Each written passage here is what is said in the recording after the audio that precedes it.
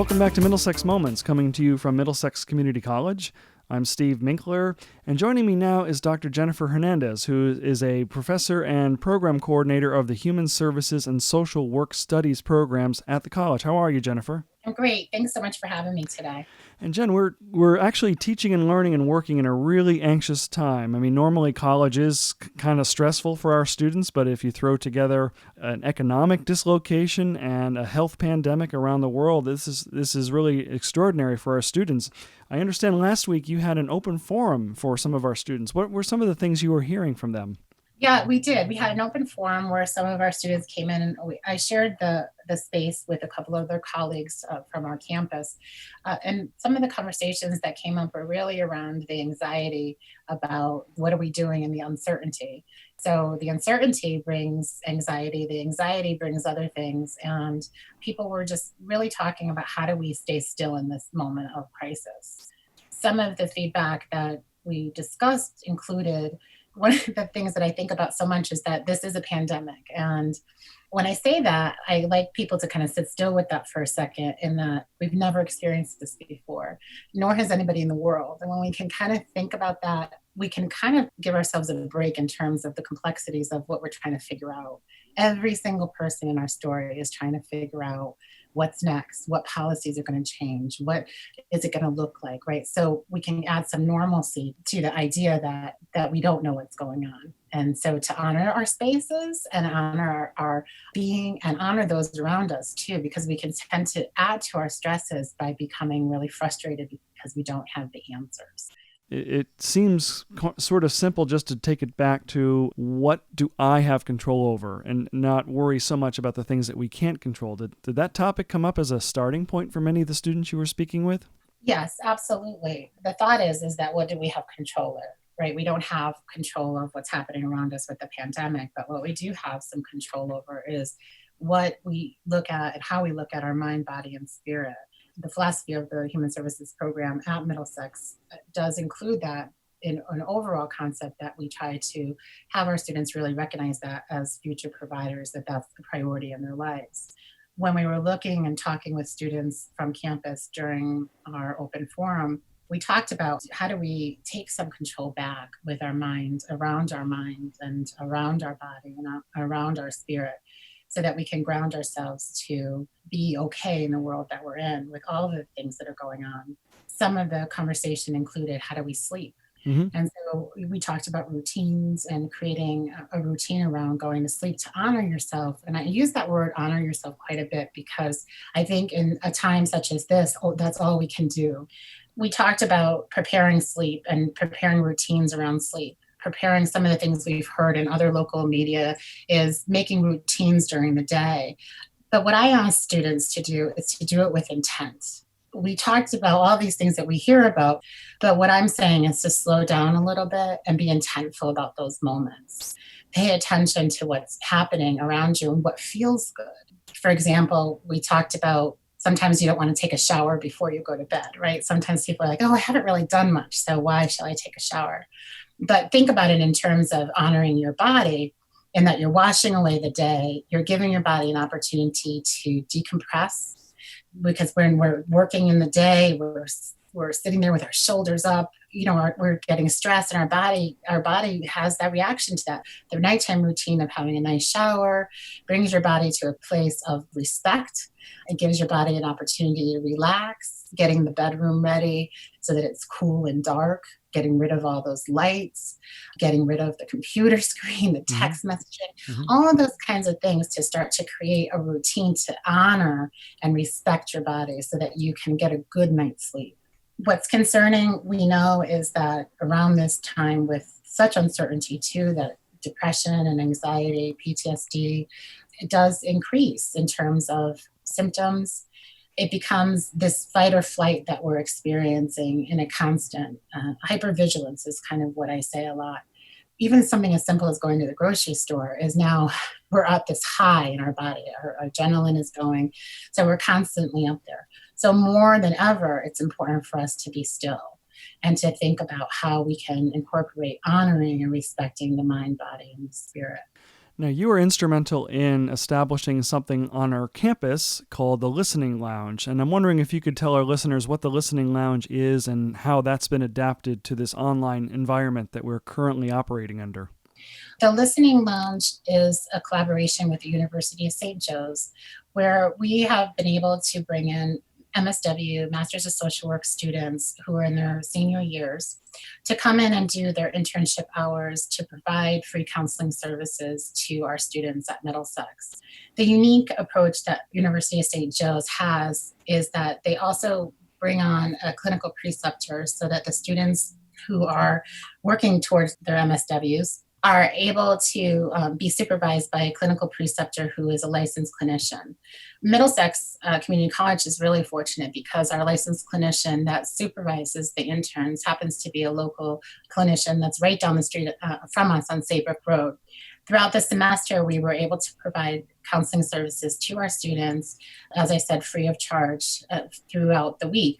When this pandemic started and we had to change to online, what we did was, because University of St. Joe's had some changes as well, we ended up partnering with several local clinicians who have agreed to take on our students for a phone call for some supportive counseling to either stay on with them or to be referred out to other services.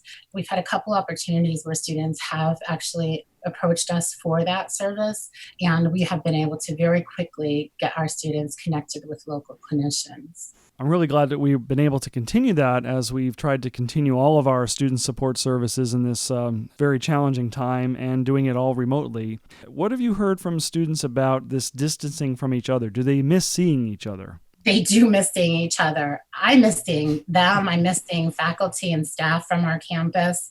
That social support aspect is so important to our bodies, mind, and spirit. I have been holding most of my classes virtually in the Human Services program as a whole. Students that are in the Human Services program have had that opportunity to hold virtual classes with their adjunct faculty.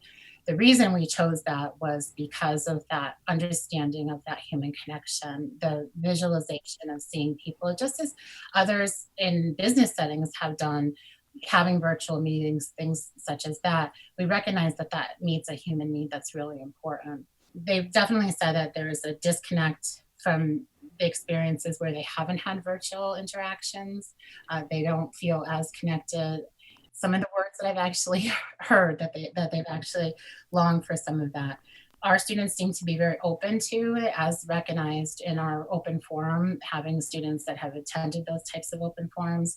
Our students in our programs too have engaged in side conversations or side groups where they're learning how to use Zoom themselves, or they're doing FaceTime, because we really want to encourage that social support. And I encourage that for everybody to make sure that you have some social hours.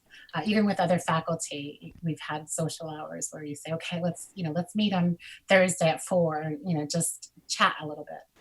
Yeah, and when you're talking about having virtual classes, you mean doing these all at the same time using some sort of video conference technology, right? So everybody's connected at the same time. Yeah, in fact, what most of the human services faculty have done, including myself, is that we've been holding our classes at the regular time.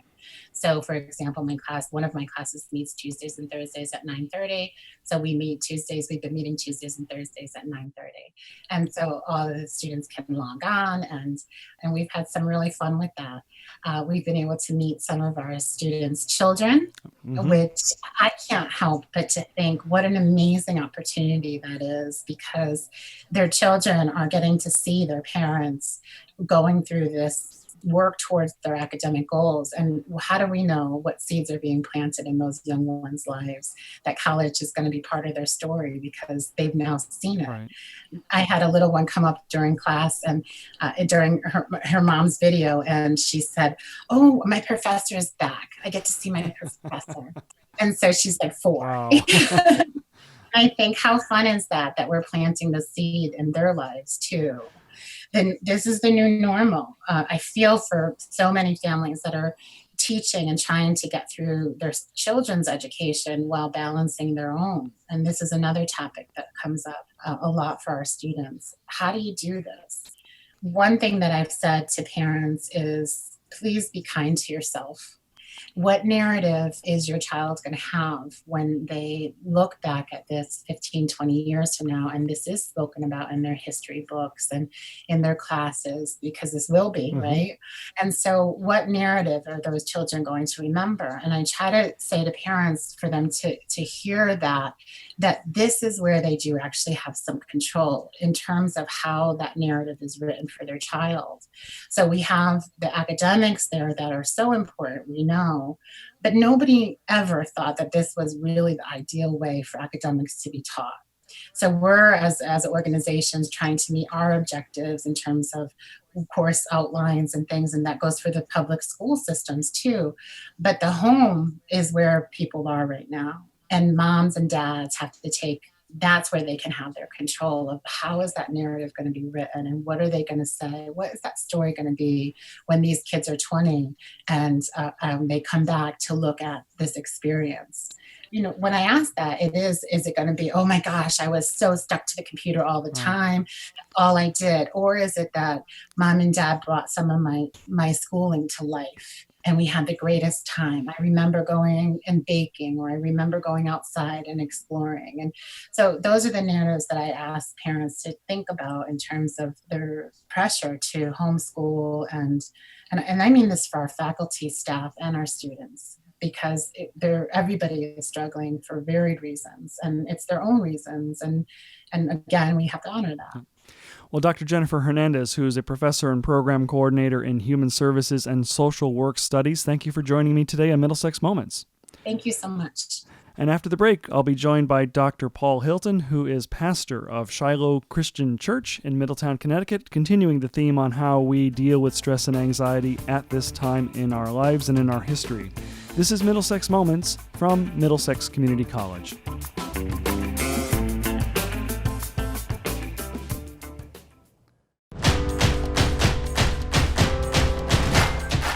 Every education is a good education, and you can't take any of that for granted.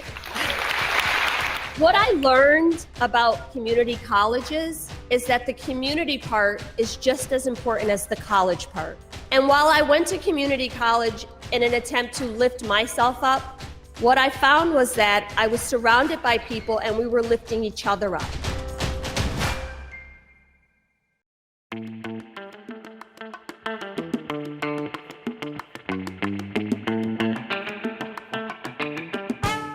Welcome back to Middlesex Moments, coming to you from Middlesex Community College. I'm Steve Minkler, and joining me now is Dr. Paul Hylton, who is the senior pastor at Shiloh Christian Church, located actually right down the street from Middlesex Community College on the corner of Saybrook Road and Co Avenue. Thanks for joining me today, Pastor Paul. Thank you, Steve, for the opportunity to come and be a part of your program. Glad to have you.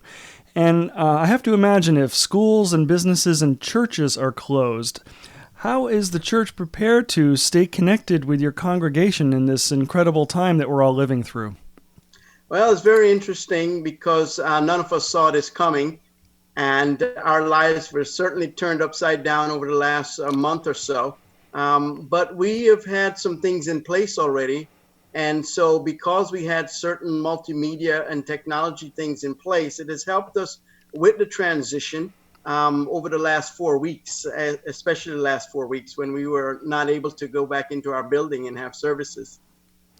And how have the response to your video services gone? You've got an incredible media ministry at Shiloh Christian Church. What's the response been like?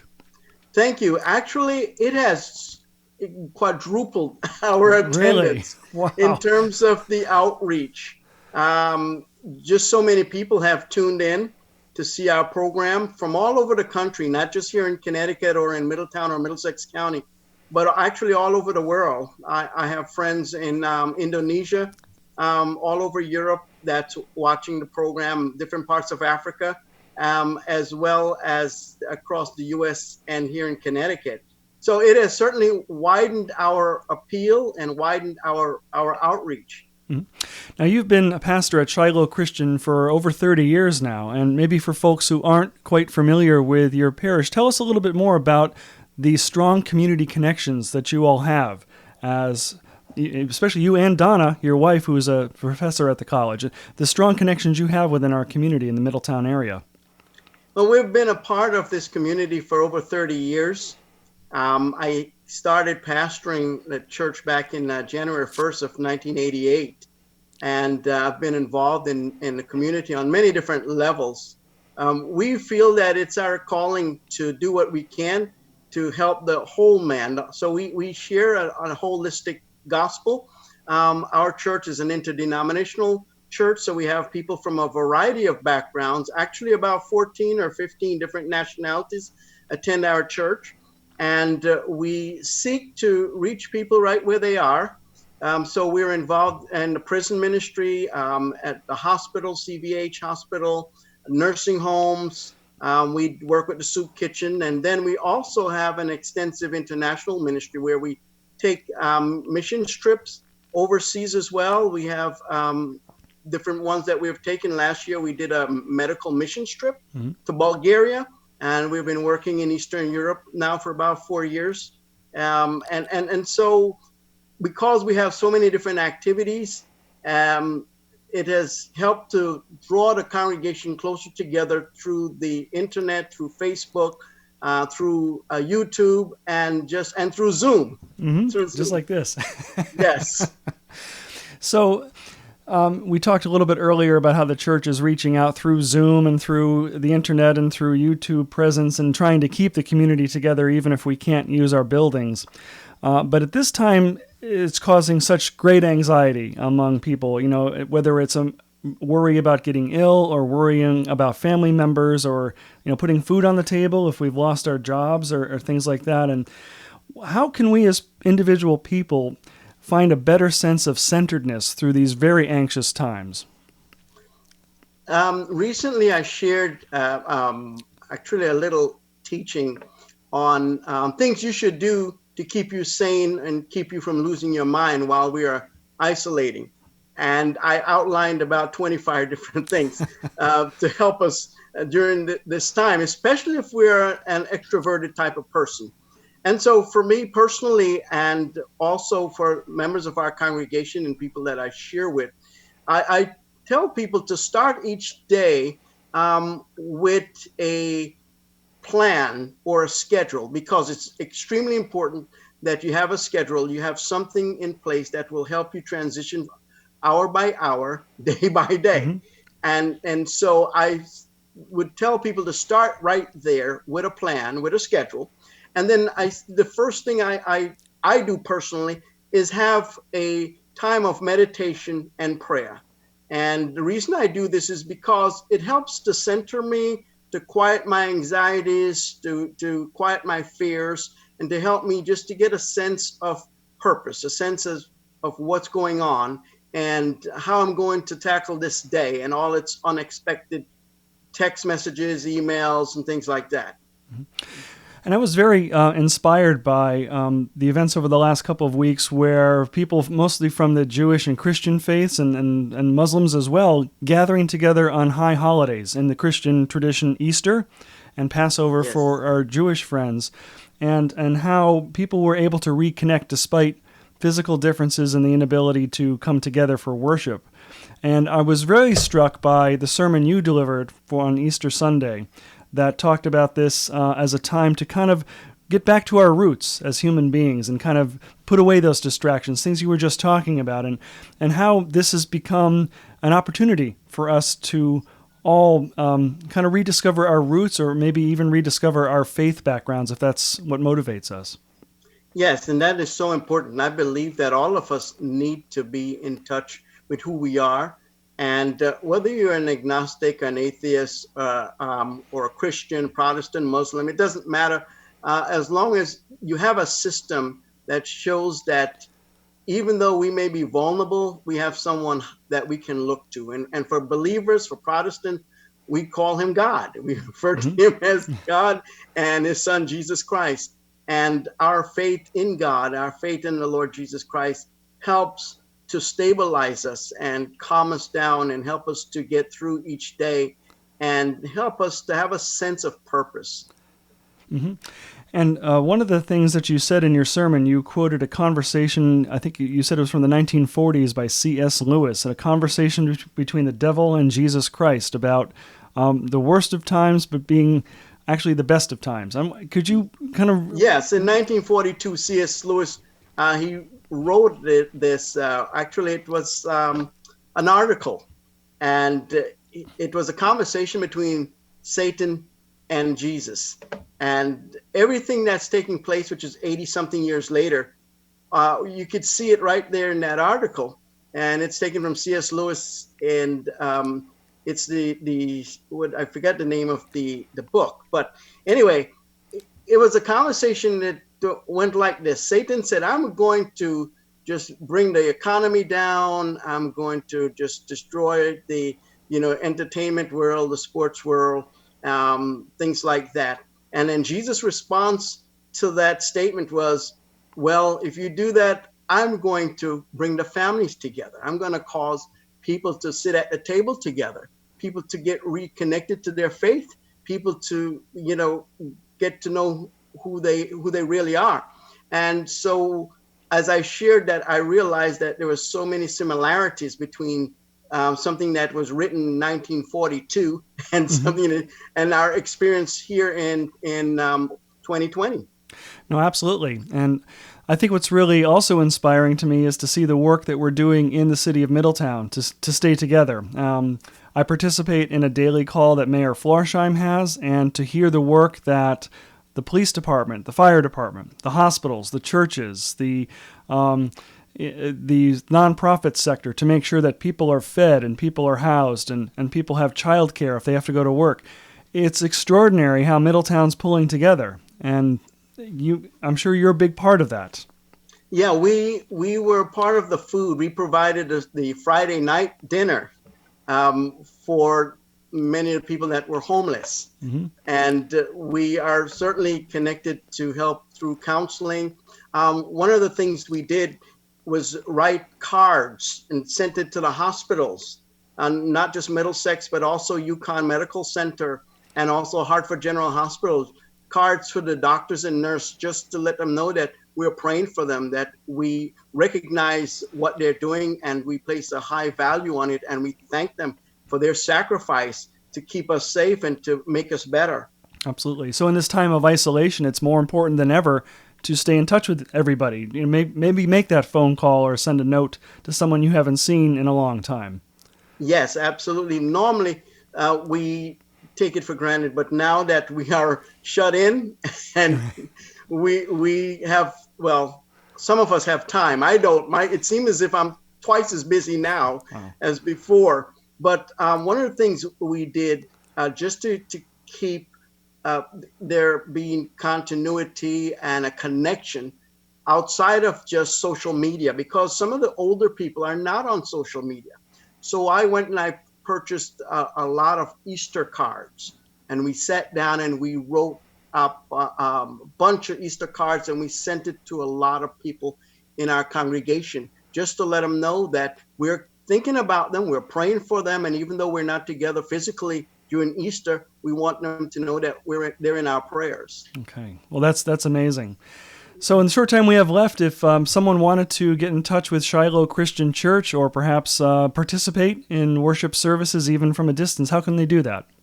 They can just go to our website, which is really easy, shiloh-christian.com. Or they can go to YouTube and just type in Shiloh Christian Church Middletown, and it'll bring them right there. And once you get into our website or go to YouTube, they'll see all the information, how to reach us, how to email us.